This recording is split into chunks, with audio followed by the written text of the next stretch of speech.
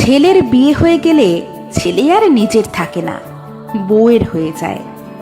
কিন্তু মেয়ের বিয়ে হয়ে গেলেও মেয়ে কোনো দিন পর হয় না, এই কথাটা অনেকেই বলেন।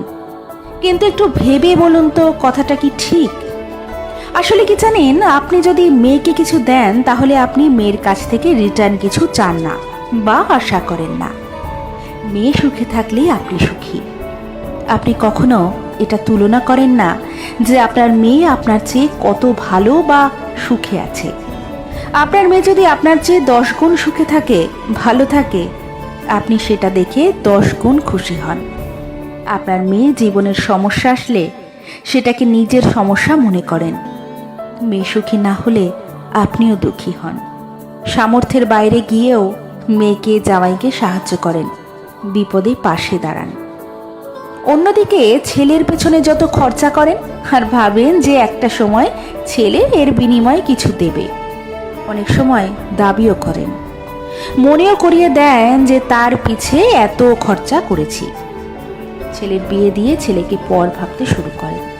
ছেলে বিয়ে করালে বাবা মায়েদের ছেলের প্রতি একটা এমন মানসিকতা হয় যে মনে মনে ভেবেই নেয় যে বিয়ে করেছিস, তোর সমস্যা তোর, তোকেই এর সমাধান করতে হবে। বিয়ে করেছিস, তোকে কোনো সাহায্য করতে পারবো না, পারলেও করে না। অন্যদিকে মেয়েকে সাহায্য করার জন্য রেডি থাকে, সামর্থ্যের বাইরে গিয়েও করে। ছেলে বউ কতটা সুখে আছে এটা নিজেদের সঙ্গে তুলনা করে। ছেলের বিবাহিত জীবনের সুখ কতজন সহ্য করতে পারে? ছেলের বিপদে ছেলেকে একা করেন, কিন্তু ছেলের বেশি সুখ হলে আবার তার ভাগ চান। আসলে মেয়ের কাছ থেকে কিছু আশা করেন না, কোনো দায়িত্ব আরোপ করেন না। তাই মেয়ে যদি 5%ও কিছু দেয়, আপনি ভাবেন মেয়ে আমাদের কথা অনেক ভাবে।